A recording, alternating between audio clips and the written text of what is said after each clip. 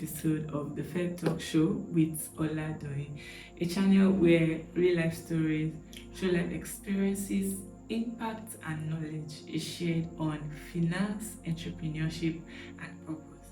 And in today's episode of Purpose, I have here with me a man of God, a music minister, a father, and a husband to one, not many, and also a big brother to me. Thank you so much, sir. It's a pleasure. Minister Bimbo Psalmz, thank you, sir, for honoring our invitation. Thanks for having me. Yes, sir. Thank you, sir.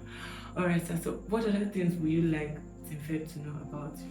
Okay, so my name is Olalekan Bimbola, and I'm also fondly called Bimbo Psalmz. That's my brand. I'm a lover of God and quality worship. I take everything God very serious. I take it personal.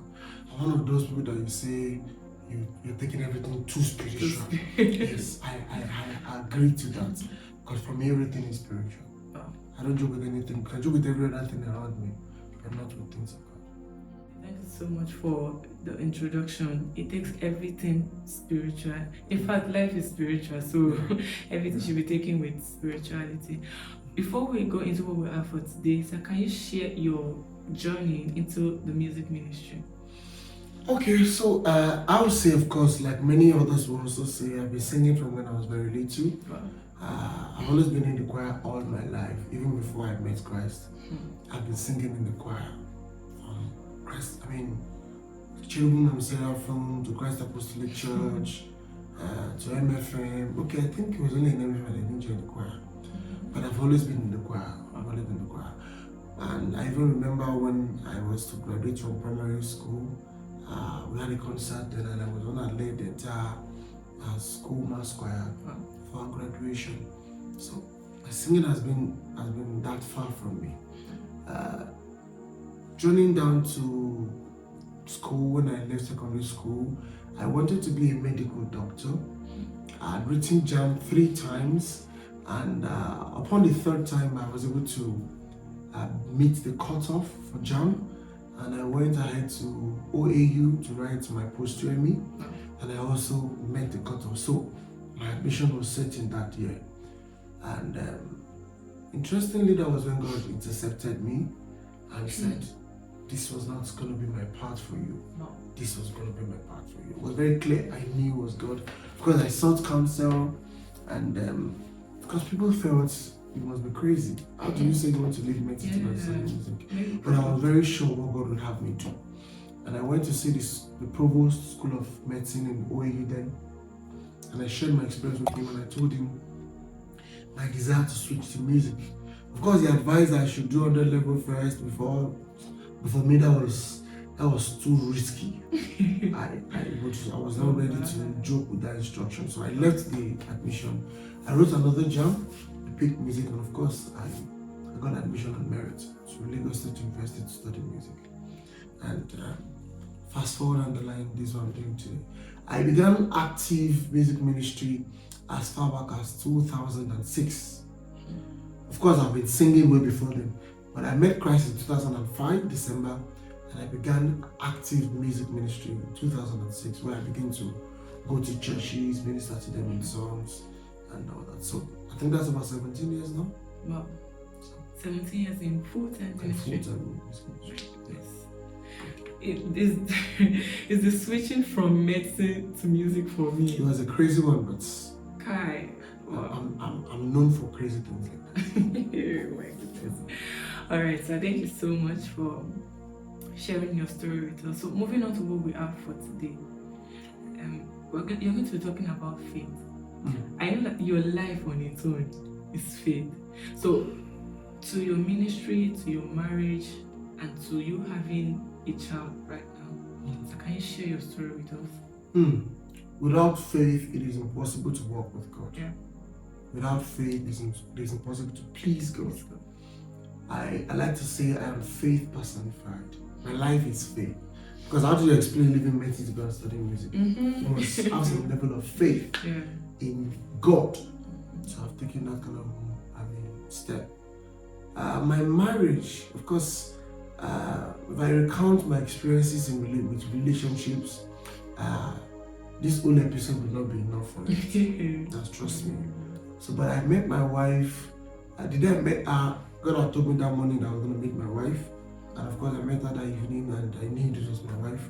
And 8 months later, though I struggled with God because I didn't want an Igbo lady.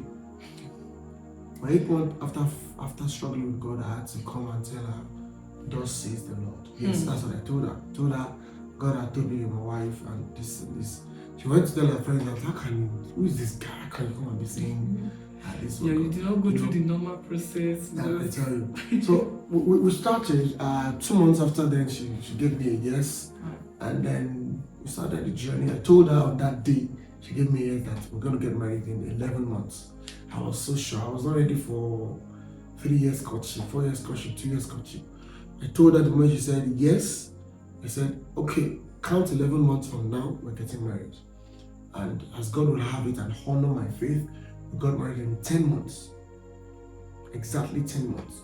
She gave me a yes on the 22nd. No, I asked her out on the 22nd of September 2017. She gave me a yes on the 17th of November 2017. We got married when it was exactly 1 year I asked her out. The 2nd of September 2018. That was when we got married. You can still remember the date. Wow. So it was very clear. And talking about my wedding, I spent almost nothing for the wedding. My wedding was sponsored by faith. Everything from the decoration to the gown to the suits to the food to the music, sponsored by faith. The only thing I got I got almost everything for free. Almost decoration for free. The only thing I can say I spent money on was I sent them money to get some protein. Talking about the marriage, myself and my wife, we started from a 1-bedroom, self-contained in Madaba, Nasarawa State. Wow. I remember the name of the place, Angwan Albarka. Yeah, that was how we started our marriage. No chair, no TV, no wardrobe, a few spoons, a few plates, a few pots, a 6 kg cam gas. We bought one closed wardrobe then for I think 7,000. One midnight, that one fell on top of our head. We bursted into laughter and we just moved on with our life. But today, our life is better for it. I live in a very comfortable apartment and I'm driving my third car in Abuja. So my marriage has been a testament of faith all the way. That there were days we were tired, there were days we cried. She cried, I don't know how to cry now. There were days we just needed God, but we did not give up on God. Because I knew what He told me when we were to get married. It was very clear. And I could hold on to that and run the race. Coming down to our child, we had to wait for, because I don't call it delay. Let me quote Pastor Chris Delver. He said, if you call it delay, then you must have been the one in charge of the time. If you say it was delayed, definitely you are the one controlling the time. But if you are not the one controlling the time, how do you know something has been delayed? So there's no delay in the kingdom. It's only appointed time we have. I know that and I can say it boldly. There is no delay, except you are not in the agenda of God. There is no such thing as delay. What we have is appointed time. So we have to wait for like 4 years, and after a couple of miscarriages, we lost some babies. We didn't shake, we didn't waver. Yes, we were down at some point, but we kept our faith up and God answered us. When you see the gift of the boy God gave us, you will know indeed it was worth the wait. Yeah. So, okay, before you go to the ministry, why do I feel like I wanted to share those things you went through in the period of the 4 years you were waiting for your baby? Like, it's not just God saw you through, we know, but what are the things that really got deep into you and you had to overcome it by someone's advice or by, like, what did you do? Okay, I remember the very first miscarriage we had. 28th of December 2018 was the day we got the report that we had lost the baby, and then my wife had to be evacuated, and then all that. I got home that day.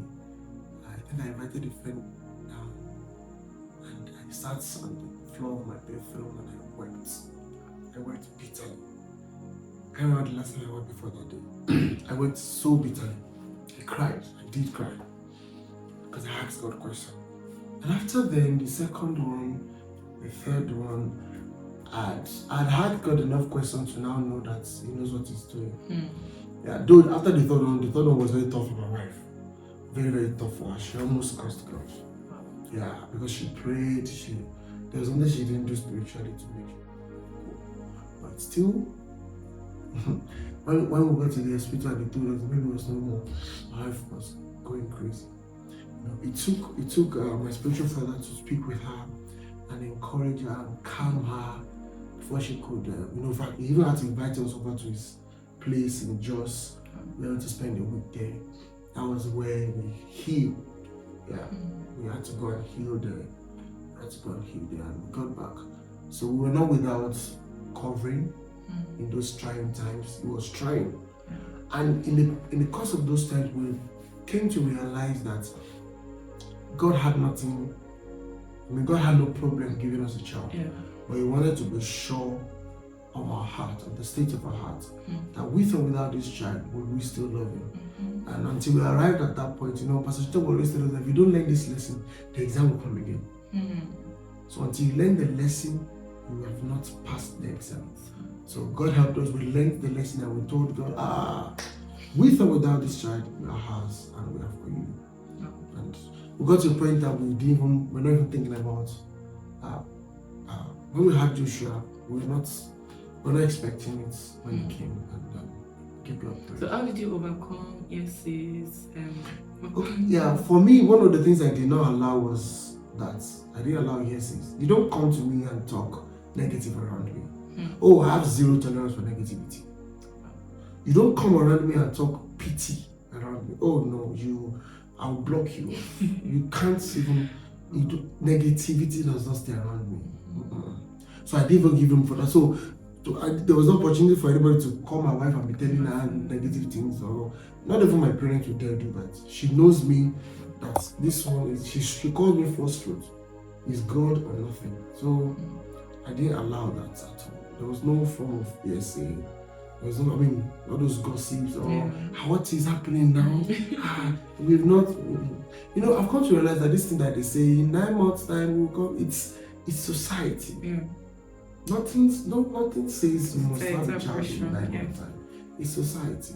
A lot of things that we need to question in the society. Walk with God. What does God say? Wait on God. Wait with God. Just stay with God. And in due time, like I said, in the kingdom, what we have is appointed time. Yeah. There is no such thing as delay. So for me, there was no room for there was no room for gossip around me. You see me and my wife, the way you will see us happy, you know that these ones are not looking for children. And you don't know that we just evacuated a child yesterday. You won't know. We were that positive. Oh my God. Wow. So that's faith in your marriage and in having a child. Now faith in your ministry. Faith in my ministry. My ministry had been by faith. Because in this kind of ministry of ours, I belong to the tribe where we are not permitted to lay charge on our ministry. We can't be going for administration and we'll tell you, pay so much into our accounts. No offense to those that do it. I have nothing against them. Everybody have their own consecration. Everybody have their convictions. So for those that are charging out there, they have their reasons for doing it. But for me and a few others that I know of, we're not permitted to. I'm not permitted to say you're inviting me now and I'm saying in my space of summit. I am not. So already there's uncertainty. I can go to a program and not be sure what my family will eat when I'm coming back. So I need faith. And faith in who? Faith in God. It can't be faith in those people inviting me. It can't be faith in the church. It can't be faith in the program or whatever. It has to be faith in God. My source remains God. He can choose to use any other means. And I used to tell my wife, I said, anytime I come home with an envelope of 5,000, 10,000, she's like, what? I tell her, God does not need ministrations to bless us. He does not need honorariums to satisfy us. In His own time, by His own way, He will take care of us. So it's been by trusting God. Walk with me and be ye perfect. That's what he said to Abraham. Walk with me, walk before me and be ye perfect. Just walk with God. Who is the caller? Him. I had a song that I wrote that Openi ni Shola, Openi ni Shogo, Ọlọ́run ìyè, Ọlọ́run ìṣe. I even quoted that name in my final year project in university. Openi ni Shola means the one that calls and makes provision. That has been my secret. So if Openi ni Shola is still around, I have nothing to fear. And he has been faithful, trust me. He has been faithful. Yes, he has. Wow. This is a huge testimony. It is. Yes. Okay, sir, but what are the challenges that you faced thus far in your ministry? One of the major challenges in ministry is finance. I must be very real with you. Finance can be very, very challenging. In fact, let's even leave the ministry. You are doing ministry, there's some things to buy in the house, there is no money readily available. That's why I don't blame some people that they look up to salary. They prefer salary job because they believe at the end of this month something is coming. So I don't blame them totally, because for someone like me, you don't know when the next one is coming. You just have to trust God. So finance has been a major challenge, and for the fact that you don't know what you're expecting from this job, just to make ends meet. So finance has been a major challenge, but through it all, God has been faithful. Through it all, because He has never. I can't remember a day we went to bed without eating in my family. And you can't see me on the street and think I'm suffering. Trust me. Okay, so what are you doing to against this financial issue? What are the steps that you are taking towards it? Okay. So beautifully, God had let me know that apart from the ministry I'm into, He had given me talents that I cannot afford to bury in the ground, like the story in Matthew 25. So, of course, ministry remains my core. But of course, my wife is into fashion. She runs her own business. She works also with the Fashion Institute. I also have a travel agency. I have a travel company, Sabi Travels, where we're into ticketing and logistics and all that. I think aside of what else do I do again? I think that's basically it. Of course, I have some other musical works I put out there on YouTube, on Facebook. I have merchandise, Before now, I used to have my CDs around, but CDs is gradually going into extinction. So all of those things, they make up, but I can still tell you that it is going out to bless people that still feeds me the more, feeds my family. So apart from finances, you don't have challenges with your recordings, with your crew, with God has blessed me. God has blessed me. When you have to travel by road. One of the things I've enjoyed in ministry is the gift of people. God had blessed me with people, so I'd never been stranded for team. Even when I'm in Abuja, if I need a team in Lagos, I have them. If I need a team in e.t.c, I have them. I just had a program in Makurdi recently. They formed a team there and were ready for me. So I won't say I have a challenge in that area. The only challenge still remains finance. Recording, once there's money, you can record anywhere now. So once there's finance, you can do anything. And how to travel? Yeah, it's still finance. Because sometimes I have to go by road for some assignments, just because the host may not be able to afford the exorbitant price of flights and all that. So it's still finance, because if they have finance, they will pay for it. Or if I have finance personally, I will pay for it. So it's still finance. It's still finance. So that's what I'll call the major challenge in this work. Alright, so what are the success story thus far? My success story, for me, success is a journey. And like Paul would say, I count not myself to apprehend, and I press forward towards the mark of the high, the prize of the high calling. So I wouldn't really say I've arrived at success, but then nonetheless, I've enjoyed some levels of success in my walk with God and in my ministry. And my secrets have always been the Holy Spirit. He tells me what to do, when to do it, how to do it, where to do it, and I obey. And to the glory of God, I've been able to, I think I have my 2 albums out there. I have 2 albums out there, Spiritual Worship 1 and 2, with a couple of singles also that are not even in the album. and God has been faithful. I've ministered on platforms across the nation. There are very few states in this nation that I've not touched by the grace of God. I've also been privileged to go outside the country, just very nearby though. But then there's a lot of work to be done this year, so there's still a lot of work to do. So I've not touched nations, so I don't talk about success yet. I need to impart nations, continents, Eyes have not seen. Eyes have not seen, ears have not heard, and it does not enter into the heart of any man. What the Lord has in cupboard for those that love Him, those that are called according to His purpose. So that's it. Wow. Thank you so much, sir, for sharing your story on the FEP Talk Show platform. All right, sir, what is your advice to Team FEP? Your advice to the world, your advice to music ministers? Okay, my advice to Team FEP is that never get complacent, never get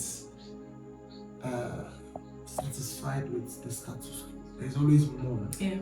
There's always more. Don't ever put a limit on yourself. Don't ever tell yourself, I've had enough, we have done this. No. Always seek to break fresh grounds. My advice to the world is that there is a God that rules in the affairs of all men. If you think there is no God watching out there, they play. Just they play. And my advice to music minister would be that find God and stay with God. Find your own calling according to the volume of the book written concerning you. Don't compare, don't compete. And you need to define whether you are going into ministry or monastery. They are two. They sound alike, but they are two different things. ministry or monistri. There's a lot of ministers we have out there. They are into monastery and not necessarily ministry. But time will tell. Time will tell. We have the next expectation of creatures are waiting for the manifestation of the sons of God. Yeah. Thank you. Yes, sir. Thank you so much, sir, for this beautiful advice. Find God, music ministers. That's a take-home point for you. All right, sir. So moving to the last session of today's show, I want you to talk about your mentor in 30 seconds, or you sing a song for Team FEP. Okay, so can I do both? Yes, you can. All right, so my mentor remains Pastor Chintok Ishaku. He's a senior pastor of God Life Assembly, headquartered in Jos and has a branch in a couple of cities. I met him in 2014, and since then my life has not remained the same. Another person I meet so many other pastors that have been a blessing to me. Another person that have really been very, very influential to my life is the General Overseer of First World Gospel Church, the person of Reverend Sam Aboyeji. I met that day last year, and since then he has really been a blessing to me. I've taken interest in the ministry, and he talks about it everywhere, and I'm grateful to God for that. Daddy, God bless you. You are listening to me, perchance. God bless you. So for me, those two people, among many other pastors that I really listen to and submit to, they stand out for me. I'll sing a song I'm about to release in April. It's a song that talks about the providence of God. It's titled Bani Nile. Bani Nile is a Yoruba word. I coined it from the adage, there's an eulogy of God that goes like this: meaning he that visits and takes responsibility for the entertainment. He's the one that comes with it, and he's the one that says, let me take care of you. So the song goes thus: Obani nile wa to nile ma je Ọlọ́run mi o, Ọlọ́run mi. Obani nile wa to nile ma je Ọlọ́run mi o, Ọlọ́run mi o. Wow. Oh my God, Lord, that's a very beautiful song. Thank you. So your Yoruba songs they are very deep. Sometimes I'll just be like, what's the meaning of this word? Like, they are very deep. Thank God, sir. Well done, sir. Yes, sir. So please, your social media handles. Okay, so on Instagram, my handle is I am Bimbo Psalmz. On Facebook, Bimbo Psalmz. On Twitter, Bimbo Psalmz. On TikTok, Bimbo Psalmz. On YouTube, Bimbo Psalmz TV. Yeah.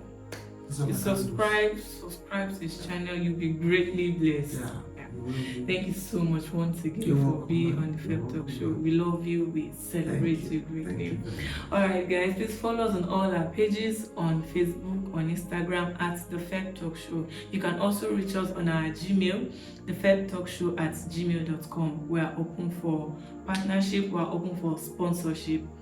Also subscribe. So please tell them to Please subscribe to FEP Talk Show on YouTube. Please subscribe. You'll be blessed. Yeah, please subscribe, like, comment, give your reviews, Share. and just sure be attended to. Yes, share.